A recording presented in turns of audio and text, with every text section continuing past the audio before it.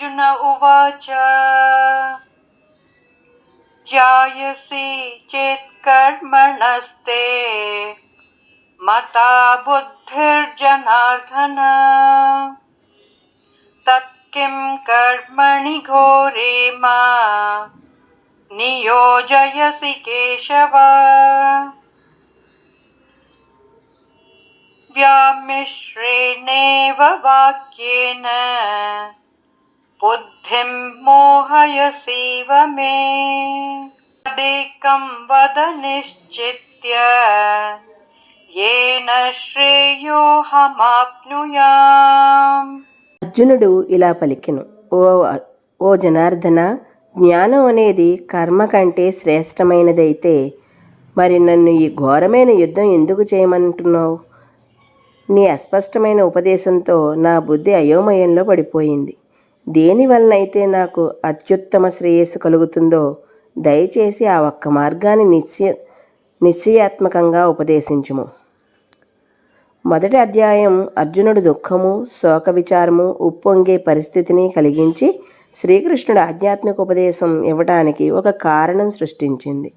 రెండవ అధ్యాయంలో మొదటి పరమాత్మ నిత్యశాశ్వతమైన ఆత్మ యొక్క జ్ఞానాన్ని బోధించాడు.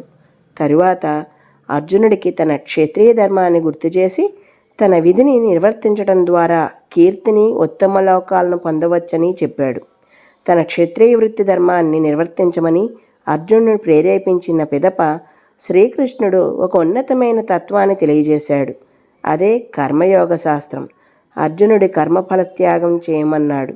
ఈ పద్ధతిలో బంధనం సృష్టించే కర్మలు బంధనాశనం చేసే కర్మలుగా మారతాయి. కర్మఫలాలపై ఆసక్తి లేకుండా పనులను ఆచరించే శాస్త్రాన్ని ఆయన బుద్ధియోగం అన్నాడు. అంటే అతని ఉద్దేశ్యం ఏమిటంటే ఆధ్యాత్మిక విజ్ఞానం ద్వారా అచంచలమైనదిగా చేసుకున్న స్థిర బుద్ధి ద్వారా మనస్సుని ప్రాపంచిక దురాకర్షణలకు ప్రభావితం కాకుండా చూసుకోవాలి.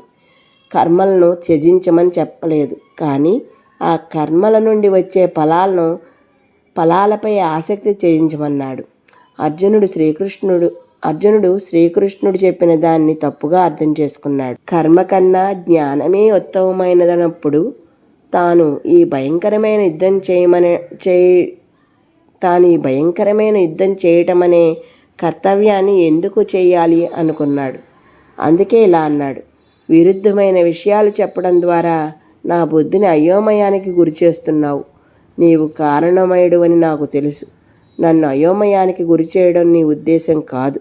కావున సందేశాన్ని నివృత్తి చేయము అని అడిగాడు. ఈరోజుకి ఇక్కడితో ఆపుతున్నాను. మిగతాది రేపు చెప్తాను. అంతవరకు ధన్యవాదాలు.